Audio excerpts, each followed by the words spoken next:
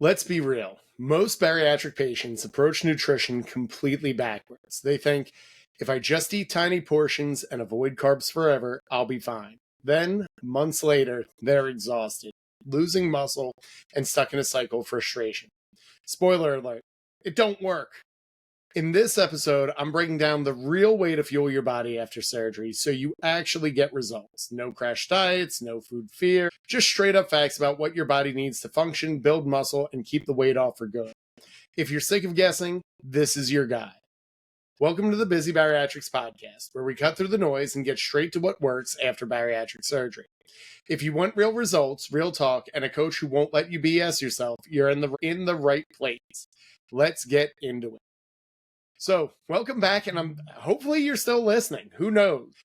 When I look at everything, we just finished wrapping season 1. Season 1 was all about how we have the busy method and how we coach our clients to kind of put it all together. Season 2 is a whole collection of awesomeness that I have assembled over the last couple months.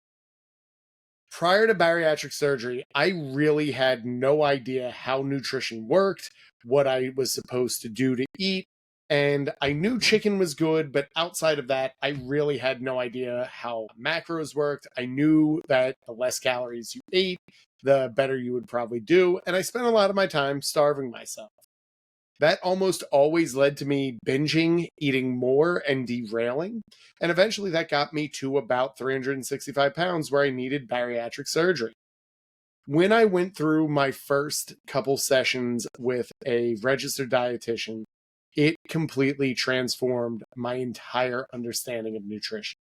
It was like when I was explained how proteins, carbs, fats, and calories all work together. It was kind of like the Matrix, where like everything started firing.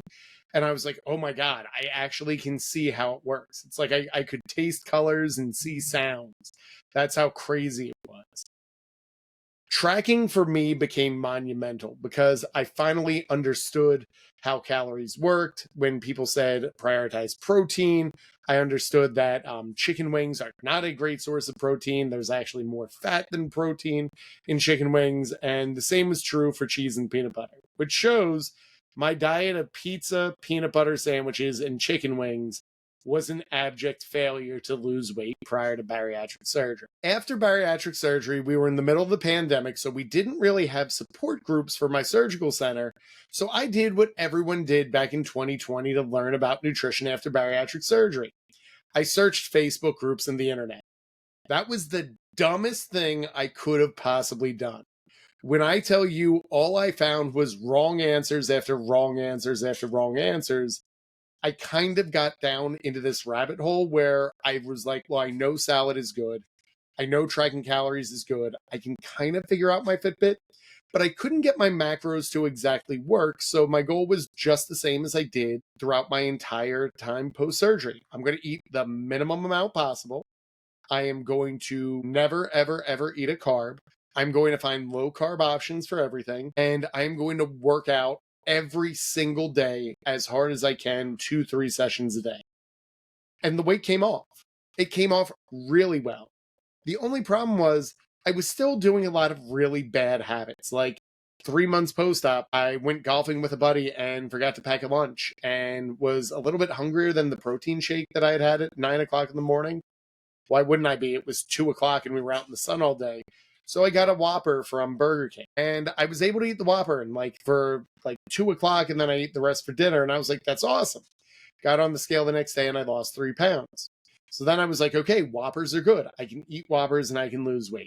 You can, because the law of thermodynamics allows that if you are eating in a caloric deficit, you will lose weight. But to do it at a sustainable approach is probably the best way to go. And having a Whopper a day is not the best way to go. I started to play this little game with myself around months 3 and 4 of how much fast food could I eat each day and still lose weight. I would get Wendy's breakfast that had just premiered, and I had gone back to my old habits of a Taco Bell breakfast, and I was still losing weight, which was dangerous.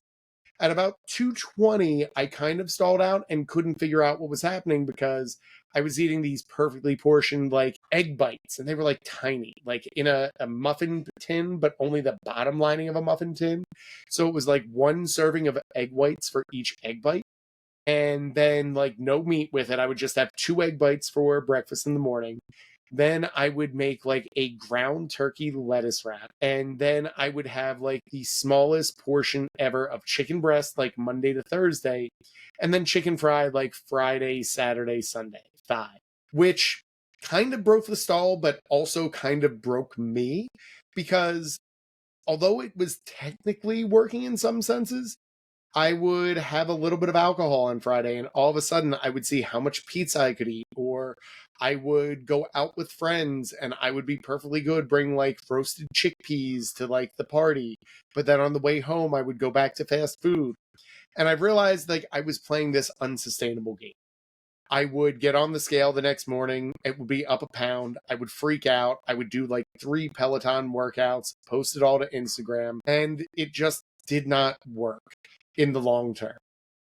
I finally went to my surgical center and said, look, I've been at like 217 for what felt like ever, and I'm working out every day, and I can't eat any more than like the 1,200 calories, which was an outright lie. Like breakfast alone that I wasn't tracking was probably closer to 800 calories, which meant I was at about 2,000. The registered dietitian at the time told me that I needed to increase my carbs and that I would be fine. And because at that point I was so ingrained from internet knowledge and nonsense, I pretty much freaked out of like, how dare you tell me to eat carbs and do everything? Long story short, I didn't learn my lesson. I continued to eat low cal. I would be binging on the weekends. And then next thing you know, I would have no idea why I was still dancing between 217 and 218 while starving all week. I then started working and building out a plan of like 1,600 calories, and that was a little bit better. I would have one chicken thigh for breakfast, and then I would have a piece of cod with half a cup of broccoli for lunch. And then dinner would be like maybe like a quarter of a portion of like a pork chop with a little bit of rice, if that. And I then would like go to bed, and around 9 o'clock, I'd wake back up and I would like eat chips, or I would steal chicken nuggets off my kids' plates. And I wouldn't understand like why I wasn't losing more weight. I would add a protein shake and think maybe I need to get my protein up. It was torture to say the least from about, I want to say 14 months post-op to maybe I want to go probably, see, this is where it gets hazy. I went to JBY and I was kind of eating carbs at that point, but like it was definitely a shame and guiltful way I was eating carbs. Like I wasn't enjoying it, or I would have like one slice of pizza, but I wouldn't really feel great about it and I would feel horrible. And I realized I just couldn't do it. After winning Best Men's Fitness for JBY, I kind of was at this weird spot of I couldn't figure out what to do. I was at like 218, couldn't break 218 to save my soul, starving all week, binging all weekend, and thinking like, is this how my life is going to work? I listened to a new podcast that came out from Kim Tirapelli about how to fuel for workouts after bariatric surgery, and it changed my life. I then worked with Kim for a year where we worked on bulking up and building muscle. So instead of losing more weight, we worked on really figuring out our bulk muscles and got up to about 3,600 calories, and then slowly started to reverse and got the weight back down to where we want to be. Enter now, my macro range can be anywhere from 16 to 26 to 3,000 calories, depending on the reason and season of what I did. But from working with a registered dietitian, I finally understood when to eat, how to incorporate carbs, how to really put it all together. And it was profound to say the least. Life-changing was probably the best way possible to say, because I finally found peace with my nutrition after working with Kim. Having that understanding really did give me a better idea that bariatric nutrition was not about starving yourself for the rest of your life. It was about finding what fuels you and where you could find balance. I could slowly incorporate alcohol and not feel like there was this total shame and guilt. I could have carbs and pastas and foods that were important to me, and I could find a way to have them in moderation and balance. And my workouts felt better. I moved better. Everything worked well. I didn't have to eat low fat. And surprisingly, like I was crisper and more clear on my thoughts because now that I was getting more fats into my system, brain function was getting better and vitamin absorption, like all my labs came back together. It made me realize that even though I did not have the same stomach that I did prior to bariatric surgery, I now could eat the foods that I wanted in portions that worked for me, and I could incorporate all things to certain examples. And that's really what we try to explain and walk clients through in Busy Bariatrics as well. Having them understand that like shortcutting the process or living on the lowest amount of calories possible is not the way to go. And that really finding a balance that works for you and incorporates all foods at different points and stages of your surgery allows you to do all of that. I will be the first to tell you, I am not a registered dietitian, nor am I trying to be one, which is why this season was so important for me to record and that I wanted it off early. I have gotten the opportunity over the last 4 years to meet some amazing registered dietitians who have helped change lives in the bariatric community. And this season is kind of a love letter to all of them. Each one of the people that we bring in for this season really does have bariatric experience or some level or neurospice, which we have noticed a lot of our clients struggle with. And the goal was to show that there is so many different ways to make this work. Everyone always says like, well, Rob is like the master of macros. All I do is track. And while that does work for me, that doesn't necessarily mean it's the right approach for everyone. So I was able to bring in some of the best experts in the bariatric community to really talk about nutrition, how to make it work, and how to get everything else to work for you. That's kind of the goal of this season. I wanted it to be evidence-based, and I wanted each registered dietitian to really bring in their expertise of not just what they knew about either a macronutrient or micronutrient, but how do they coach it and how do they really help their clients thrive. So even if you don't like my approach of tracking, the goal of this whole season is for you to really just get a taste of what each registered dietitian does and really show the transformative work of what they do.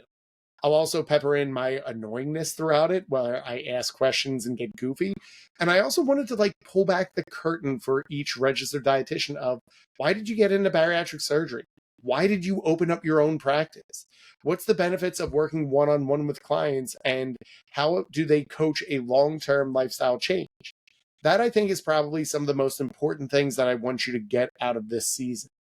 It also shows why their perspectives have so much of a difference than the generic nutrition advice that you get on the internet. And a lot of the times, if you really like even look on social media and you search like bariatric nutrition, it's very bland and very like either safe or very extreme. So you'll either see people say like, hey sis, you need to have a caloric deficit. And it's like, okay, well, what does that even mean? And what is a caloric deficit and how do I make that work? And does a caloric deficit look the same at 3 months post-op than it does 6 months post-op? How do I do that if I am a mother of 4 and I am constantly running it on the go? How do I do that if I work in a field where I work 12-hour shifts and don't have access to food so I can't time and get my protein every 2 hours? I wanted to bring in some of the top dietitians who can kind of help us all put it all together and allow you to like learn through their lens while get a better comprehensive guide of proteins, carbs, fats, and everything else that comes to bariatric nutrition that I kind of do a good job, but these people are the experts. So to give you an idea of what's in stock for this season, we have Michael Murphy, who is a registered dietitian out of Arizona, is going to be talking about protein and what it takes to build muscle after weight loss surgery, as well as what the standard guidelines are and where you should adjust. Kim surprisingly came back and was willing to talk to me again after me torturing and being on her podcast. And we are going to talk everything about carbs and how to make them work, as well as how to do carb timing and really understand the role that carbs play in your bariatric journey. Chelsea Bernandez is going to come in and teach us about fats and why you do not have to live low fat and why you probably should be incorporating more fats than you think you are and the benefits. I also wanted to make sure we were clear that we are sipping our water and hydrating. So I have brought Megan Wolf in, who is going to talk about the importance of hydration after bariatric surgery and why you need to hit the water goal, not just in your first 3 months, but in your first 3 years and for lifetime, so that you have a better understanding of why we tell you you need to hit your water goal. If we are talking about drinking, I also wanted to address some elephants in the room and have it from a professional perspective. And Helen Kimmel is going to be coming in and talking about the role alcohol plays, because believe it or not, alcohol is a macronutrient and does play a role for bariatric patients when it comes to both transfer addiction. How do you incorporate it? How does your body metabolize it differently after weight loss surgery? So I wanted a science-backed approach so you get an understanding, because I feel like a lot of the times we don't talk about alcohol because it's a little taboo. And that does not mean that our community does not drink. If you have ever been to a bariatric event, I promise you there is alcohol there. And I wanted to give like just a better idea of how our body metabolizes alcohol, as well as how we can do with that. We then wanted to get a little bit into the nitty gritty of nutrition, and Jeannie Boyer is going to talk about the importance of fiber and why supplementation initially is good, but how to start to really incorporate fiber for a holistic approach to your nutrition. And we get to really understand like how that missing piece can kind of be a game changer. Because hypoglycemia can happen a lot after bariatric surgery, I also wanted to bring in Kayla Gergen to talk about blood sugar and just the markers that you should understand, as well as kind of just how blood sugar works, how your nutrition affects your blood sugar, and what to do with it. After we have a comprehensive idea of most of the major macro and micronutrients, or the big ones, I really wanted to be like, okay, how do we put it together? And a cookbook that I used early on was from Megan Moore. Megan Moore is going to go over how to cook after bariatric surgery and really does a great job of giving the caveats of here's how you can cook some simple meals. Here's how you can cook if you are not a chef, nor do you want to be one. And here's kind of like some guidelines of if cooking really isn't your jam, how to make it work for you. And that was like such a cool conversation, because I was really ready to kind of get hell-bent of you need to cook after bariatric surgery. And a lot of the registered dietitians are really good at their jobs because they go, not necessarily, it really depends. And Megan breaks it down on such a like base level of understanding of here's where the nuances are. You'd think I'd say nuance before. And gets into the detail of like, well, here's what you can kind of do in this situation. Here's how you can kind of do this. Then Megan Moore, we said Megan Moore. Then Kristen Willard is going to come in and talk about meal planning as opposed to meal prep. Her Instagram and TikTok page is Bariatric Meal Prep. And although we do talk about the importance of meal prep and plating all of those out, Kristen also talks about how that depends and that meal prep doesn't really work for everyone, and gives the idea of how a meal plan can really work. For an example, from my personal template, I do a lot more meal planning than I do meal prep. And that really is where I dive into my Google Calendar and really dive deep into like, here's the format that I use to hit my nutrition goals. Here's how I diversify the meals so I'm not eating the same 5 meals every day, and kind of getting everything together.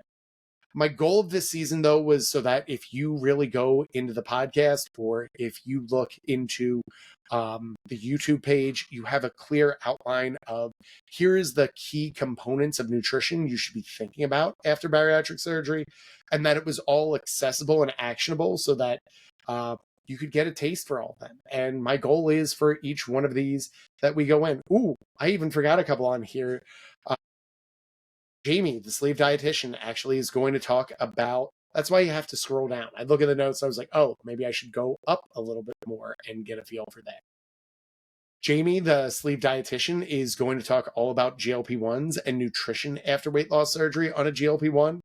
And this is, I think, just so important. I think there's a lot of people in the camp that GLP-1s are the new bariatric surgery of the taboo, that we are not going to talk about them. They don't need to do any work, that this is cheating after weight loss surgery. And Jamie just gives such an insightful listen as to how that isn't the case, why she decided to go on a GLP-1, how her journey through pregnancy changed coming off a GLP-1, and why she went back after her pregnancy.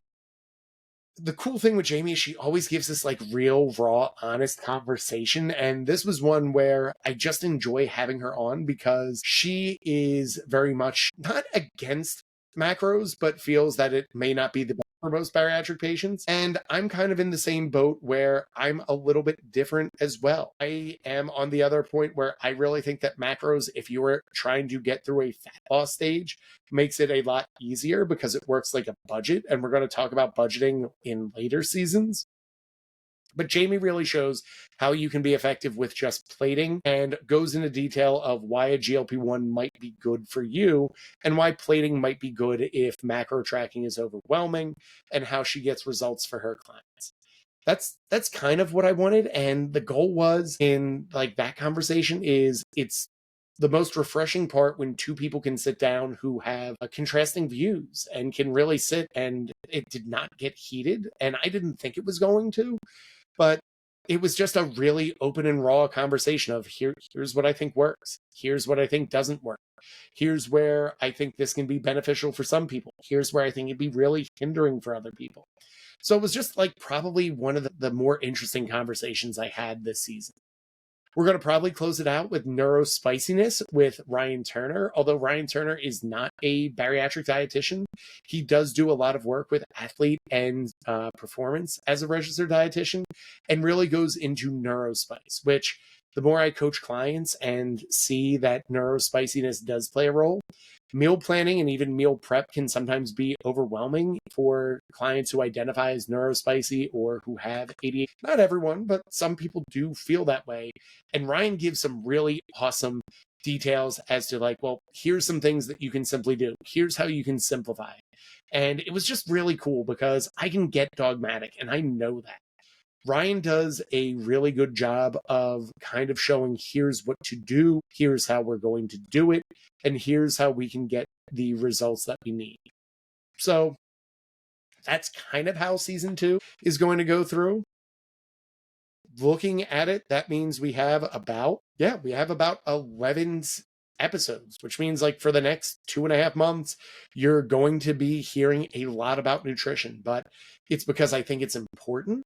I think it really is the needle mover. And for me personally, one of the best mindset shifts that I had after bariatric surgery was out of this idea of, okay, if I want to eat more, I just have to move more, which technically is true because then you're burning more calories. But something that got me into trouble with both my spending habits and my eating habits was this idea that like, if I wanted to eat more or spend more, I just needed to make more. When I had my best results, whether it be from body comp, nutrition, or how I eliminated my debt, it was learning to work within a budget for both. And for me, that came from really dialing in the nutrition as opposed to trying to do like 3-4 workouts a day.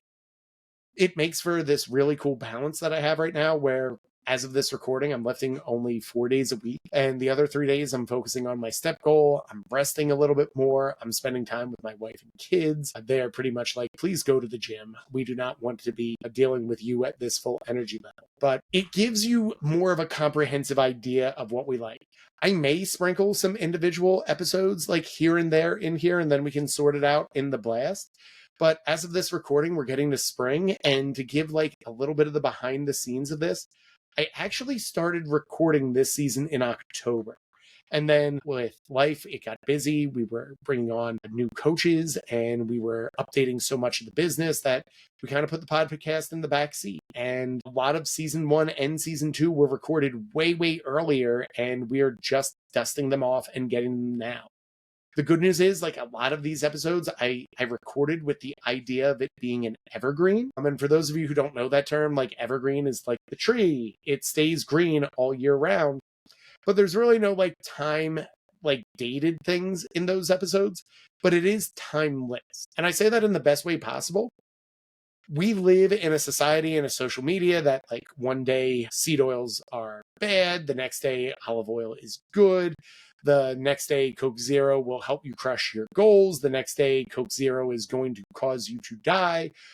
There's a lot of conflicting news and nutrition advice out there. And especially in our bariatric community, if you have been raised in a nonstop life of diet culture and you have lived a lifestyle where you felt you had to live at 1,200 calories for the rest of your life, I wanted you to get a taste of every single dietitian on this list and be able to say, like, wow, I never thought about it this way. And there were revelatory moments in this season that I got. So my main goals for you this season is that you really understand um, a better understanding of nutrition, and that you walk away with each episode and being like, wow, I didn't really think about that to the full extent. But now I have a much better idea of what needs to be done and how to really nail your nutrition. This should also put you to peace for a lot of it. I finally have a comprehensive idea of whether carbs are good or bad. Can I eat fat after bariatric surgery? And if this is important, and really just give you some definitive guides from some of the best professionals in the business. So I know personally, I take a lot of this information for granted, but listening back and looking back at these episodes, it really did remind me so much of what we do and how everything was going to work. And it was just revelatory to get this. So yeah, that's kind of what we're doing in this season. I really hope that you listen to these episodes. Maybe, like, if you're driving in the car, you pull to the side and you take some notes on it. The other part is, like, maybe you sit down with some pen and paper and you treat it like master classes and you're looking at the YouTubes, and this can be an accessible way to get an idea of how to start to put it together when it comes to your nutrition. But I had a blast catching up with all of these registered dietitians. It was really awesome to get, like, an idea of what they were doing. And I just hope you get everything out of it like I did. Again, like, I'm excited for you to listen to these. And as always, I hope you keep getting busy. If you want more from our content, please go ahead and hit subscribe to our YouTube page, Busy Bariatrics, for more in-depth content. If you like the episode, the best way you can help support the show is by leaving a 5-star rating and review. Every week, we'll be giving away one free product from our sponsors and announcing the winner on our Friday email list, so be sure to subscribe there as well. Here's the other thing. People aren't reading the emails. You should read the emails because that's where you find out who won on these. We have like 5 or 6 outstanding Legion promo codes that will expire probably by the end of this month if you're listening to this. So this part isn't evergreen, but you can kind of take it for what it's worth. But if you're still listening and you're someone who finishes to the end of the podcast, that's going to be a really comprehensive way to just do that. So maybe you just message me and be like, look, are any of the loose codes still here? And I'm going to say, like, as this recording is on the 10th and it should drop on this Thursday, so that'll be like the 14th. If I don't hear from people by the Friday email and the 17th, maybe we do a little St. Patrick's Day go green and start tossing it out. So that's pretty much the idea. If you really want to help me out, please subscribe. It just gets the word out there to so many people, and it helps me allow to have free content like this. And if you feel like this episode helped, or any of the upcoming episodes in this season help, please, please, please go out, screenshot it, add it to your stories, tag these amazing registered dietitians because they do so much work. And it is sometimes like the most underrated work or the unnoticed work, but these are amazing people who are helping keep our community healthy, fit, and having long-term success. So please make sure you do that. And if you have any questions, comments, concerns, please email us at content@busybariatrics.com, and hopefully you get something out of this. I'm rambling now, so I am going to stop the episode. And as always, keep getting busy.